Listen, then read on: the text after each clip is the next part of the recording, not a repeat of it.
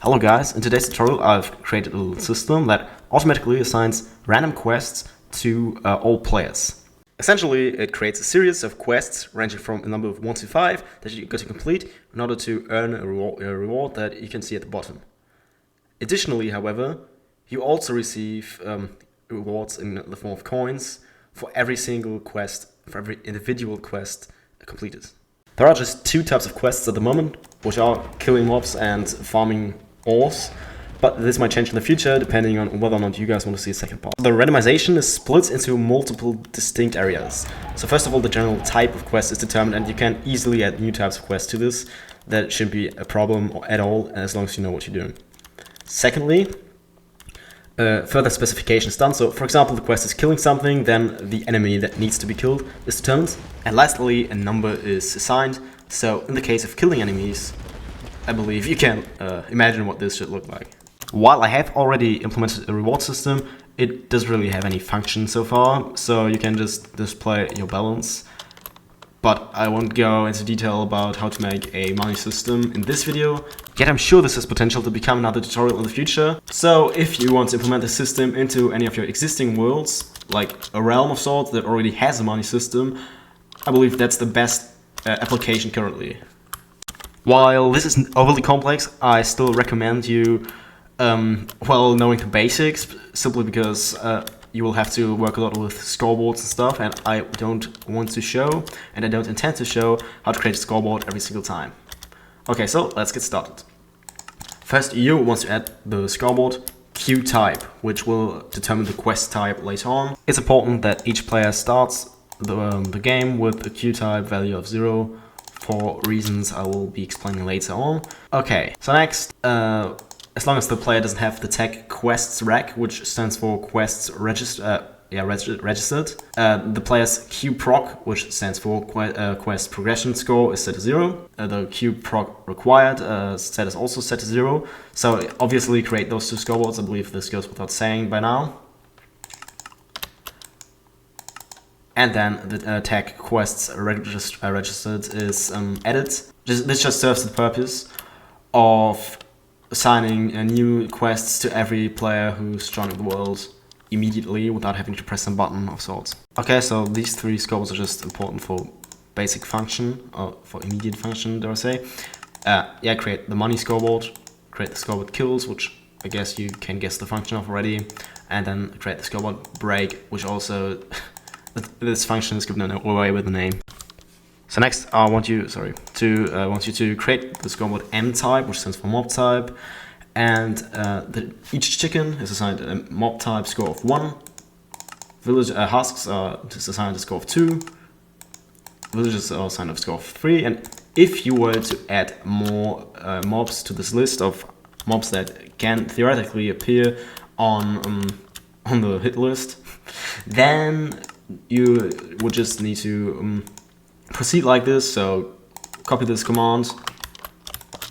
Alright, switch the type, the creature type, and then in the end also increase this number over here by 1. So before I forget it, here are some blocks as well. Again, this is just the same procedure basically. This time you need to create the scoreboard item type, or I type in short. Raw iron has an item type of 1, coal has an item type of 2, and raw gold has an item type of 3.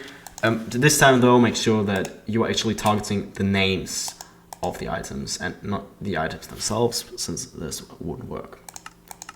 Okay, and same applies here.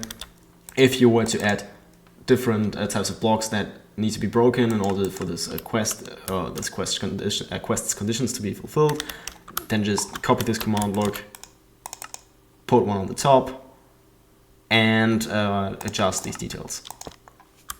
While we're at it, let's just have a look at how items are recognized by the system. Okay, so essentially what happens if a player is near an item that is dropped by breaking something like a coal, then the item tests whether its item type corresponds to the player's break type. So BR type is another scoreboard you need to create. And if that's the case, the player's break score is increased by 1.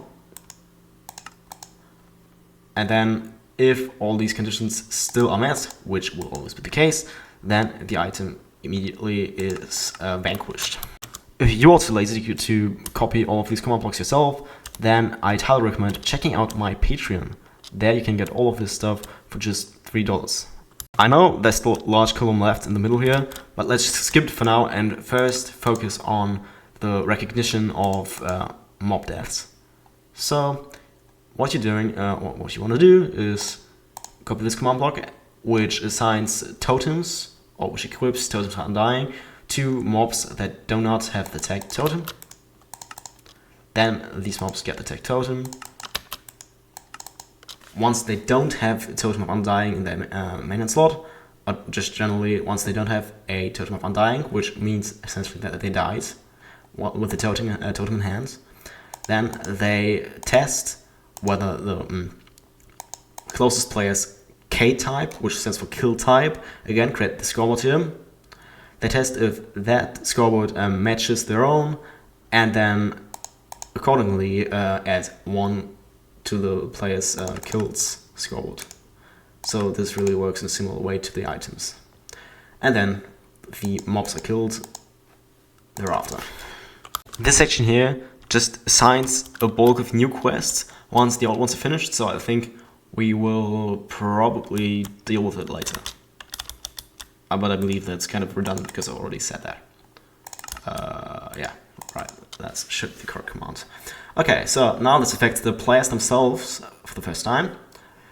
If the player's kills score matches the player's kills rec or kills required score, which is not a score but you should create, then the score Q proc or quest progression is increased by 1.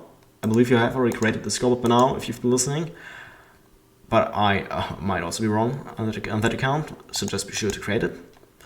Okay, so next the same conditions are required to be met, and then the Q type or quest type is set to 0, which will assign a new quest randomly.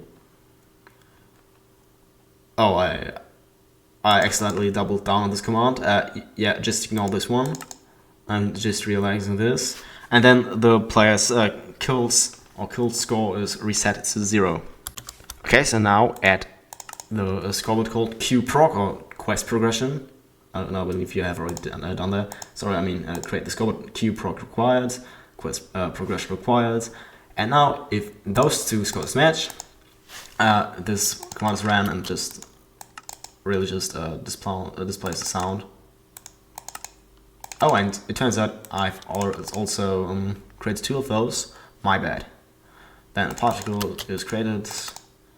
That's nothing too special. Then the money is added. So that's actually the money you get for completing a bulk of quests, and that type of money is actually determined at a later point in this column. So yeah, just add the scoreboard's money you should have added already, and a Q reward, yeah, quest reward. Okay, then the tag quest complete is added, which will trigger these commands over here. And initially the quest progression is reset to 0 once the bulk of quests is complete. Then the quests required to complete the next bulk of quests is determined randomly. So this one goes from 1 to 5, or ranges from 1 to 5, but you can also add a bulk of 10 quests, actually many more if you want to. Then the quest reward is determined, and now what I've done for this section is focusing on the quests that have been completed in the previous bulk, and then apply rewards accordingly. So if you've just needed to complete 1 quest, you get a random amount of 5 to 60 coins. If you had to create 2, it's between 5 and 80. If it's 3, between 100 and 200. That's not really proportional, but don't worry about it. Then if it's 4, 200 and 500. If it's 5, 340, 720. Again, this is completely disproportional, but don't worry about it. You can adjust however you like. And in the end, the tag quest complete is removed again. Okay, so now this section applies new quests after completing an old quest. So first, this adds the modification kills, I believe I called it, something like that. Score to your money, and that's a score you need to create now, and we will be discussing it in a second. But for now, don't worry about it too much. That's really just the score that decides over how many coins you get for the individual completion of each quest. The same applies to the breaking modifier. That's just some tile raw stuff, don't worry about it too much. It really just displays how much money you got from completing one individual quest. This time it applies to the breaking quest, and of course, if you want to add new types of quests, then really just copy those commands whenever you see them. So always copy those commands that include something like mod k and mod break, and add another one that fits your purposes.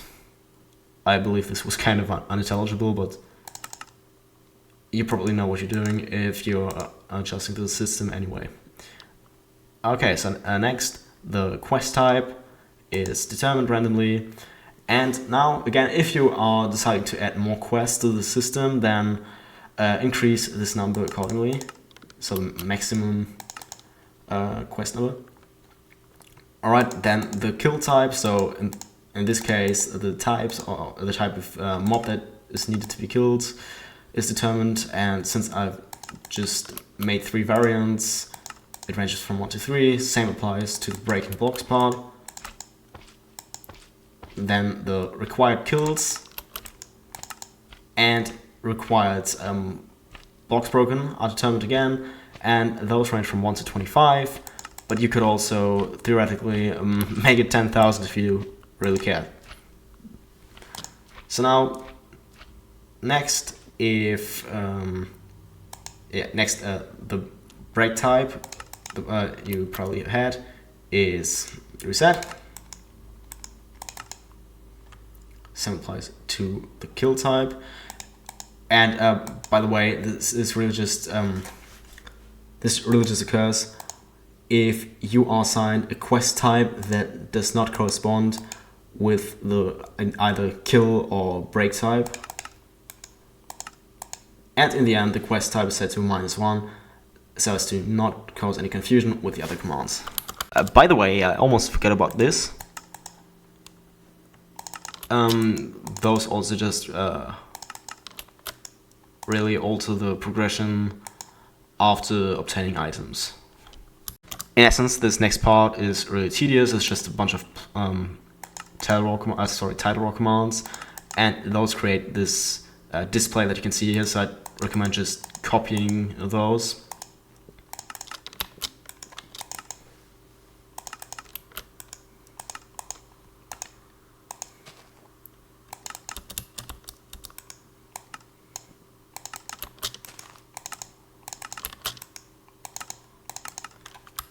If you want to modify the existing quests, that is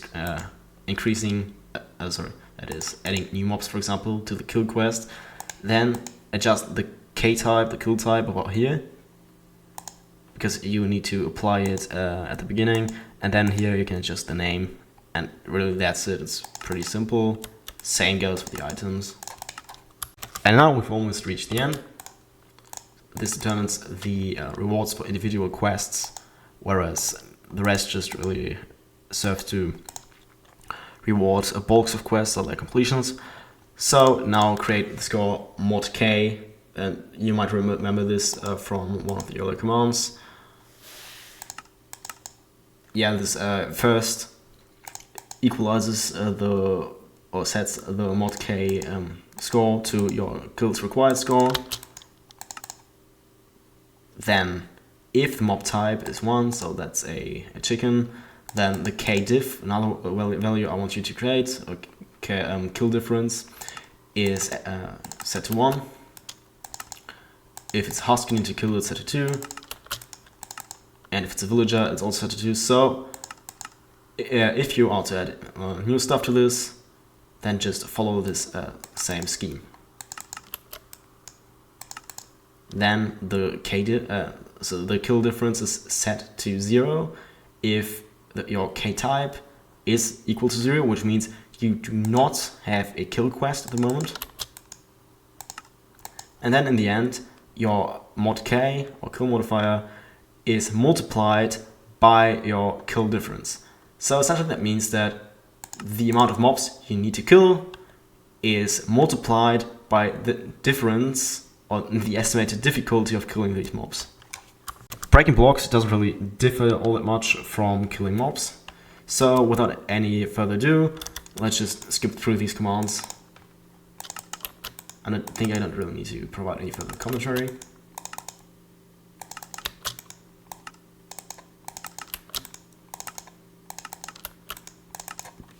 That's it. Did you enjoy watching? Then I can guarantee you will also like the video link on the screen right now. Also, write a comment and subscribe to this channel. Maybe leave a like as well.